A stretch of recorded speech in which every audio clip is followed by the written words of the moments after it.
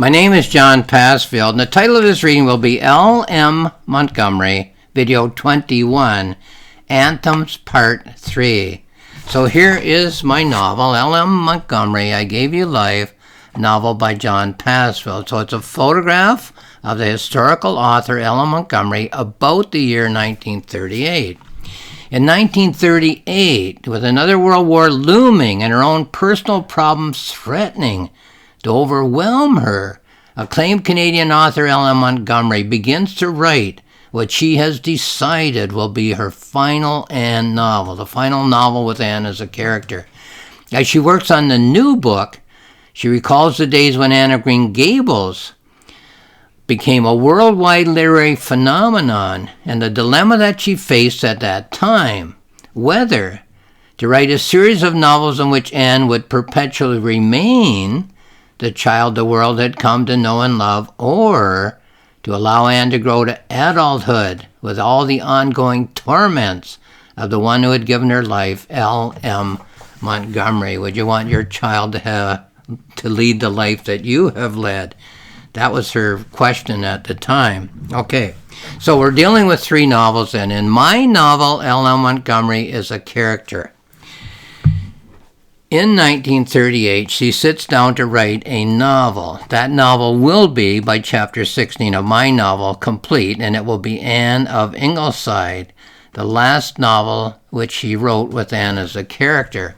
While writing that novel, her mind goes back to the days when she had written her first novel with Anne as a character and the choice she had. You have Anne remain a child through what eventually became 8 novels, but she didn't know the number at the time, or do you have Anne grow up gradually through what will be a series of novels? So there we are, 3 novels to keep in mind.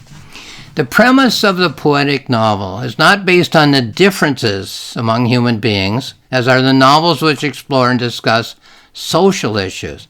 The premise of the poetic novel is that all human beings are alike, not on the surface of their lives, but in the depths of their lives. By this I mean that the process of human thinking is the same in every human being who has ever lived, is living now, and ever will live. That this process is highly complex is one of the most fascinating things about life here on Earth. There are 12 anthems in this novel, and I will read the 4 anthems which are embedded as imagery in the mind of the main character in chapters 11 to 15 of her thought. So let's go to page 84 and start the reading. 84. Whoops, I went past it already. Okay.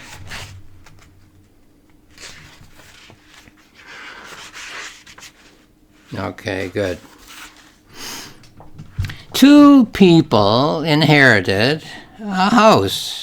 An elderly person had died. An elderly uncle, perhaps, or an elderly aunt. I can't be sure. Then we go to page 92.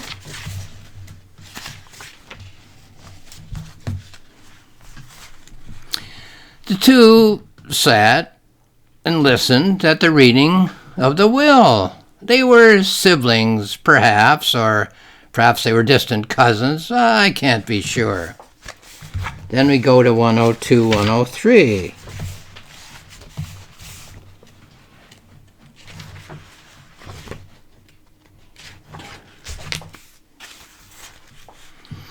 The 2 agreed that they were not prepared to live together in the same house. "Buy my half from me," said the one to the other, "and I will go and live somewhere else." "Buy my half from me," said the other to the one, "and I will go and live somewhere else." Okay, then we go to 110. "But I have no money to buy your half of the house," said the one. "Nor do I have money to buy your half of the house," said the other. And then we go to the last one on page 118, the last in this anthem. Here it is.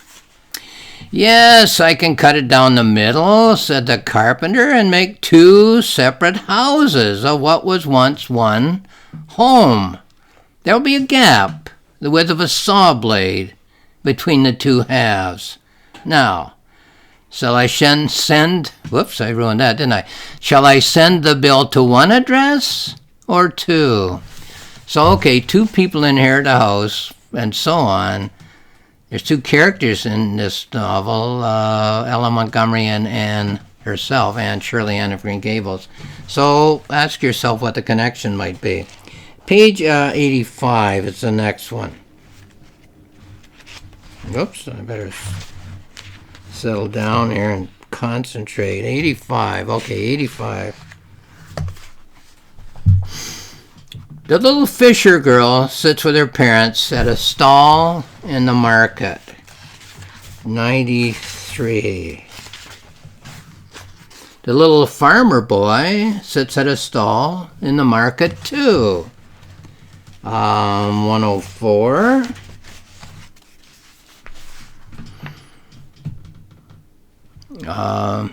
A glance from time to time as people buy the fish. 111.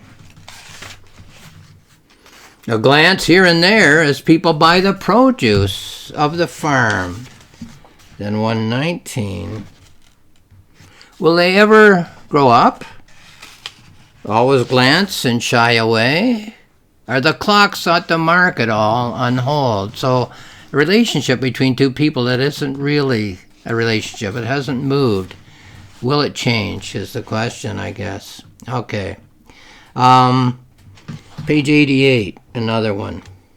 These are all images that comment on the life of the main character and, of course, her character, Anne Shirley. So, page 88. The ship was just offshore. A St. Bernard could have swum to it in about 10 minutes flat. Sorry, I ruined that too. A St. Bernard could have swum to it in about 10 minutes flat. But nothing could survive in that raging storm. Okay, then 96. The ship, it hit a reef. The waves were breaking it apart. You could see the sailor clinging to the mast. 106. Some of his mates had been swept to sea. Other mates had braved the waves. The boy was just above the waves that lashed the mast. From 106 to 114.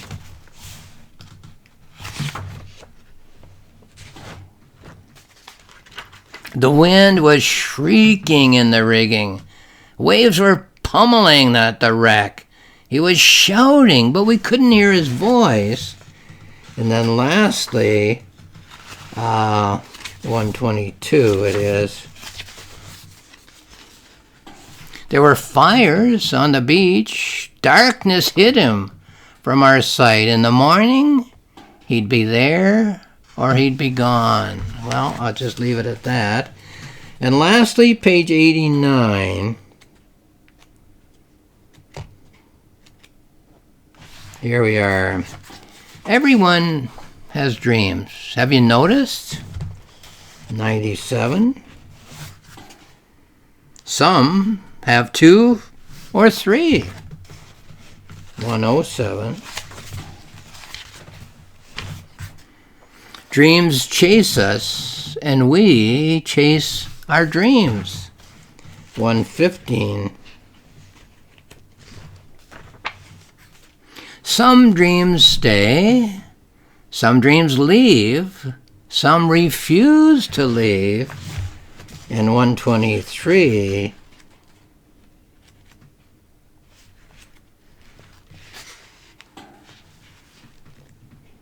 where are we here? 123, sorry. One can spend an eon trying to shed a dream. One can spend an eon, E-O-N, trying to shed a dream. The poetic novel, like any genre of literature, deals with certain elements of human life and leaves other elements aside. What it does not deal with is the intelligence of the particular character who is portrayed as the main character of the novel. What it does deal with is the thought processes of the main character of the novel. In an earlier video presentation, I explained in that video that what I was not concerned with was which of the two, well, I missed a line here. In an earlier video presentation, I raised the question of who's the deeper thinker, Hamlet or Lady Macbeth. I explained in that video that what I was not concerned with was which of the two is more intelligent, Hamlet or Lady Macbeth. What I was concerned with is at what level of human thinking is each of those two characters being presented to a viewer or a reader. So now I will include Ellen Montgomery in the discussion. I would say this. Number one, that Lady Macbeth is thinking at the deepest level of the human mind because she's thinking, certainly in the sleepwalking scene, in image fragments. She cannot, at that stage of her life, due to the trauma which she has undergone, take the image fragments which are floating at the deepest level of her subconscious mind and turn them into articulate sentences. That's number one. Number two, Hamlet, on the other hand, is one of the most articulate characters we have in all of literature. What's fascinating about Hamlet is that he is aware, I would say almost completely aware, of all of the imagery at the deepest levels of his subconscious mind. The difference between Hamlet and Lady Macbeth is that she cannot turn the image fragments into cohesive imagery of sentence and paragraph, while Hamlet turns the image fragments of his mind into some of the most eloquent and penetrating image sentences and image paragraphs in the language. Now, number three, so where's Ellen Montgomery on this chart? Well, I think that Ellen Montgomery is able to turn the image fragments at the most subconscious level of her mind into image sentences and image paragraphs, but I don't think the text of this novel, my novel, indicates whether or not she's conscious of these image sentences and image paragraphs which are being generated at the subconscious level of her mind. In an earlier video presentation, I spoke of active and latent imagery. I don't believe that the text of this novel indicates whether the images by which the subconscious mind of this main character, Ellen Montgomery, is attempting to find potential meaning in her life experience is either latent imagery or active imagery. What we see as readers of the novel is the imagery that is working at the subconscious level of her mind, with Anthems as the example that I'm presenting in this video reading, but we readers do not see whether these images are active at the conscious level of her mind or latent. In the poetic novel or poetic play, there are various levels of image generation and image comprehension at which the main characters can be presented to a reader. In the prose novel or prose play, there is only one level at which the main character can be presented to a reader, and that is at the surface, the conscious level of thinking of the human mind. So, this is my novel, Ellen Montgomery. I Gave You Life, a novel by John Passfield. It's found on Amazon where there's more information. It's found at my publisher's website, roxmillspress.com. More information there at my website, johnpassfield.ca. There are 2 free books. You click on the cover icon and the text pops up on the screen, free. Have a look. The planning notebook is simply that, a book in which I recorded my thoughts as I planned and wrote the novel. The journal is a reflective journal. I recorded my thoughts as I polished the novel after having completed the rough draft. So have a look if you're interested. There are many, many topics, all kind of focusing on L.M. Montgomery and her relationship with her character Anne. So lastly, I'll just say thank you for watching this video.